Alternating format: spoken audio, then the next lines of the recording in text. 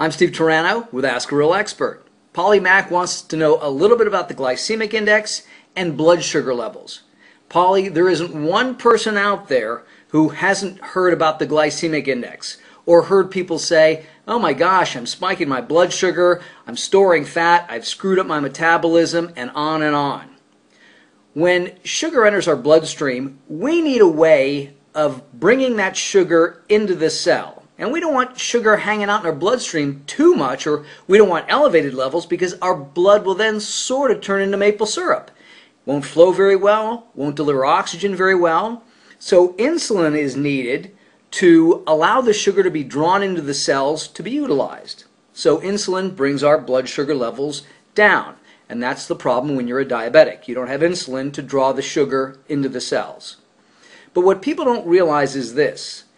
Pure table sugar, which is not that appealing, take a spoonful of sugar and stick it in your mouth, not that appealing.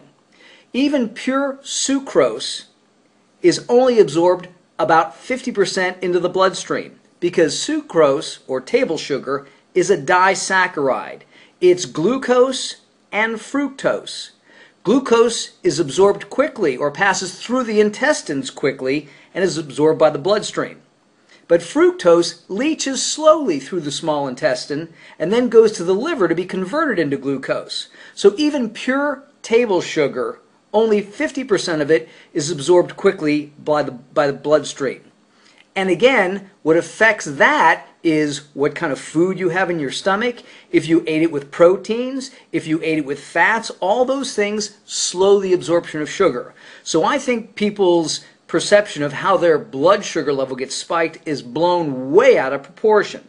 It's just not that big an issue, especially when table sugar doesn't even spike your blood sugar levels as much as once was thought.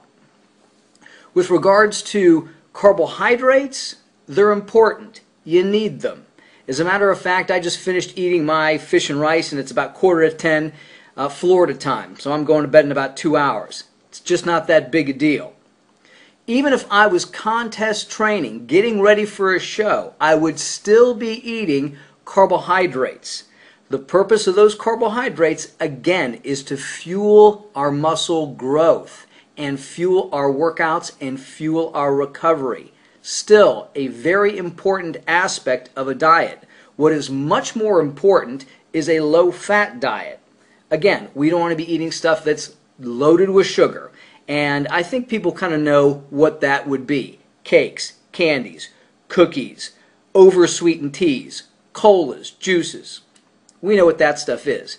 But again, you have a glass of juice, it's not going to kill you. It's not going to screw up your metabolism. It's not going to cause you to gain weight. In the end, it is still the total number of calories you eat. That is the most important thing. And I'm sure in the future they may have additional studies talking about this. But you take the average human being, 99% of us, and all we really need to worry about is creating a consistent calorie deficit. Don't worry about your blood sugar being spiked. Again, I don't think people are eating that poorly anyway. Remember, weight gain is a slow, gradual process. You have to overeat massive amounts of food to gain weight rapidly, and most people are not like that.